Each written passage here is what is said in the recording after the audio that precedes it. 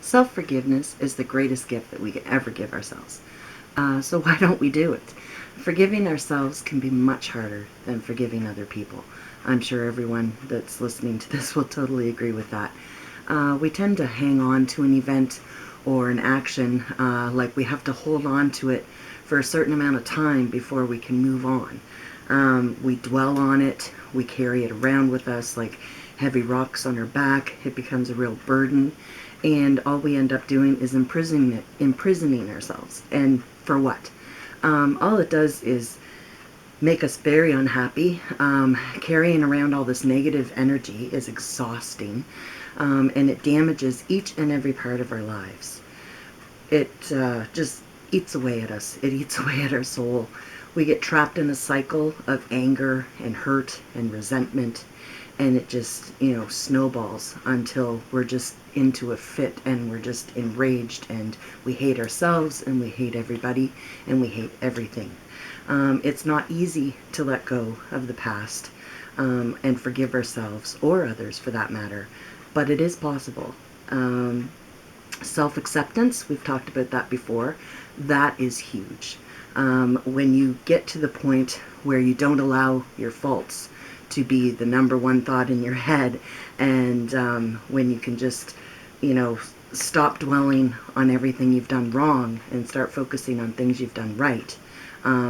Because as long as you're, living in all that negativity, you're never going to be healed, and you're never going to start living your life the way that you're intended to. Understand that living in a state where you refuse to forgive others, it takes a lot of energy. It sucks the life right out of you. And that energy can be put into a positive light. It's much better to spend your energy on positive things and creativity and your imagination. And that is what allows you to grow, when you can spin it around and see the positive side. So an inability to forgive someone is just sourced by anger and resentment, and it's not good for your health, your overall health. It's not good for your mental health. It's definitely not good for your physical health, and it's not good for your spiritual health, like your soul. It just, like I said before, it eats away at you. Forgiveness is a journey, not a destination. It's kind of like, it's an ongoing process. So you wake up every morning and decide that, okay, I'm still going to forgive. Forgiveness has no timetable, and it's different for everyone because each one of us is unique. So therefore, our forgiving process is different. You may never receive that apology that you feel you deserve.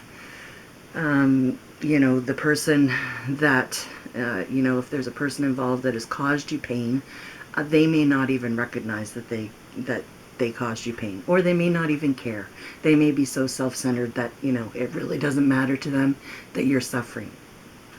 And so the problem is, forgiveness is not for them. It's for you. You are the one that needs to forgive and let go of things.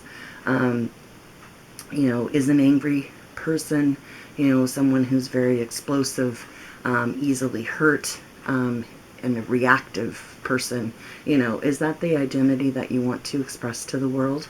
Those are the type of people that we don't like to be around. So why do we allow ourselves to become that type of person?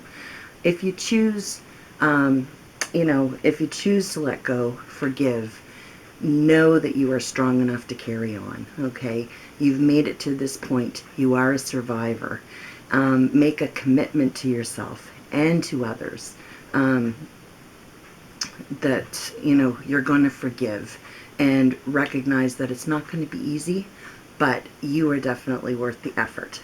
So, I often say, I was taught to forgive and forget. No.